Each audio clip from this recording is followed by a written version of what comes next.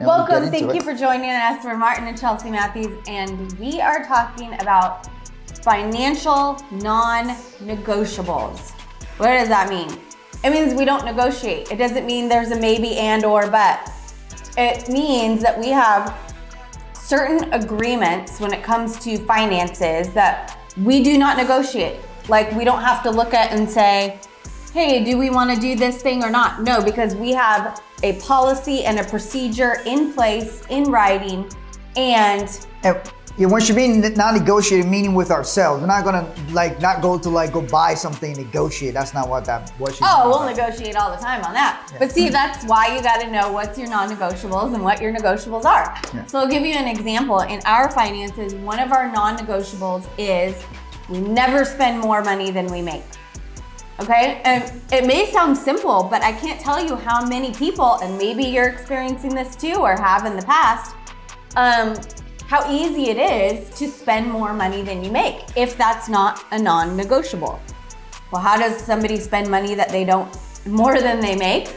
Well, you either may have to tap into your reserves or you may have to use some debt. And so this is how people start putting cracks into their financial house by not having these non-negotiables, these agreements that are put in place to be able to reach your financial goals and targets and to build the strength and foundation of your financial house in your life and business, and to not put it at risk. Yeah, so, and speaking of crack is one of the things, and drug habits will be one of the things that mess up your finances, guys, because people waste money on crack and other types of drugs. Don't do the get crack the good drugs. stuff, okay? No, I'm just kidding. So talking about one of our non-negotiables is never spend more money than you make. And I'll tell you, we violated this before. And why did we violate it? Because we didn't have it as a non-negotiable. So it's very easy to violate these things and put yourself at financial risk if you don't have the agreement. Before we were talking about making commitments. So if you don't have an agreement and a commitment that you're gonna stick to that, then when somebody comes to you with a really good opportunity, and you maybe don't have the money to spend, or you spend all of the money that you had to spend, then you could put yourself at financial risk trying to take advantage of this great opportunity. But if you have a non-negotiable that I am never going to spend more money than I make, well, that opportunity is not the right time for you. But here's the way that it helps you shift your thinking and your viewpoint. If you really want that opportunity, well, what can you do? You can increase your income, increase your cash flow, increase your productivity. So you have to look at how can I generate the money that I want to spend instead of thinking, oh, I'm too broke for that, or oh, I gotta go into debt, or oh, I'm gonna put myself and my family and business at risk. No, how the heck can I go make more? How can I produce more and have all the things that I want? So here's why having first of all, a non-negotiable means something that you're not going to debate with yourself on. You set your rules, you set your policies, and you're like, okay, I'm not gonna break this rule. An example of this would be a non-negotiable for me is I don't cheat on my wife. Okay, so that's a non-negotiable for me.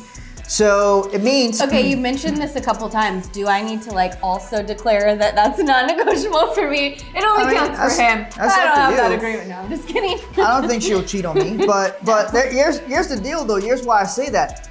I don't like strip clubs. I don't like going to strip clubs. If I was at the strip club and there's a naked woman in front of me, I still would not cheat on my wife. Why? Because that is a non-negotiable for me. That's the decision that I have made. Because if I cheat in one area, I'm going to cheat in many other areas. I know guys who are perceived to be financially successful that cheat on their wives, they do all kinds of crazy shit, they cheat on their taxes, they cheat on all kinds of areas, they cheat on their business partners. Cheating in one area can bleed into all these other areas. So they cheat on their diet, so they're overweight, so that's what's happening. Here's why I don't cheat, because, and this is a non-negotiable for me, is because I wouldn't want it done to me. So that's a non-negotiable for me on treating other people and doing things that if I wouldn't want it done to me, then I won't do it to somebody else. Yeah. Not that I'm perfect or haven't ever made a mistake, but not in cheating. But. Yeah. So look, the same rule applies when it comes to your money. So over the years, Chelsea and I have put what we call policies or non-negotiables in place so that they're guardrails. So for example, when it comes to money, people want to invest in a bunch of different things. Sometimes you're trying to invest in the next shiny object. Somebody's pitching this thing and you think it's a great thing. But if you don't have policies and procedures where you're like, okay, these are the types of things I invest in. These are the types of assets I invest in. This is the type of rate of return I look for. This is what I go for, and that's it. And that's my criteria. Then you'll easily sway into a bunch of different shit that doesn't even fit for you because you don't have non-negotiables. So if you're watching this video, I want you to drop in the comments. Let me know if you have any financial non-negotiables, any financial things that you have that that you're like, hey, I would never violate this when it comes to my money, my finances, my resources. So what are some things that like some clients may come to you and we've been able to help them stick to their non-negotiables? You're mentioning about, having non-negotiables about investment criteria. Yep. And so a lot of people come to you and vet like different investments. So like, hey, somebody came to me and this seems like a really great deal. Mm-hmm. And then how do you like break it down for them to look at, hey, does this match up to your non-negotiables or not?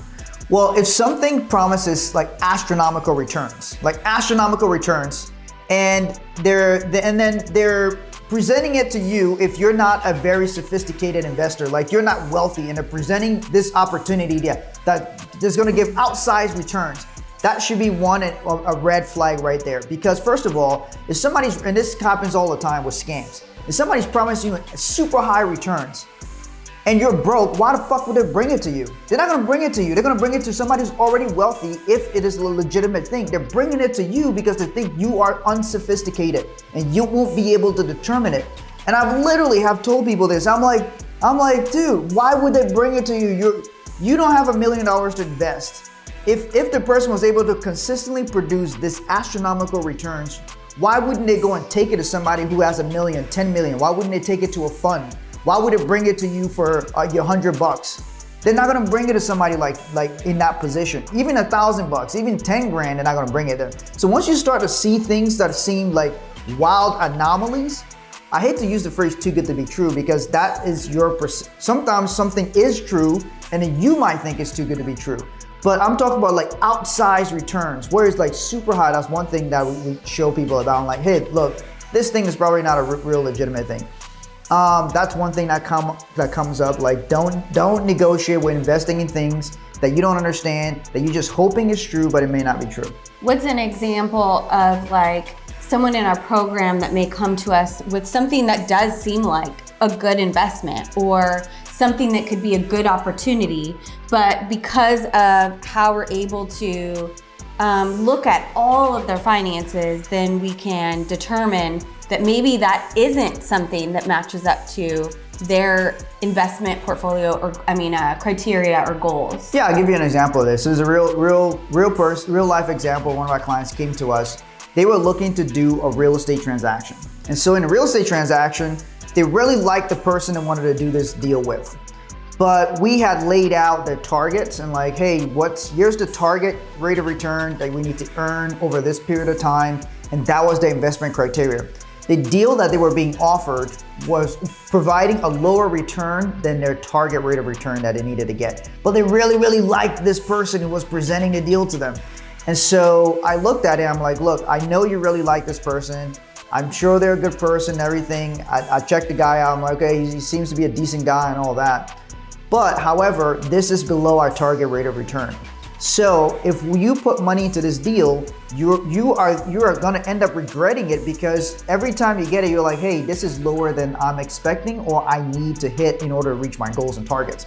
So they went back, I'm like, go back, renegotiate the deal, see if you can get more points on the deal and get to your target rate of return. So they simply went back and said, hey, look, I love the deal. I want to partner and do this deal with you, but my financial goals that I've laid out, one of my non-negotiables is that any investment I do has to minimally hit this target rate of return, and that's what I need. So if you can bring it up to that amount, then I can do the deal with you.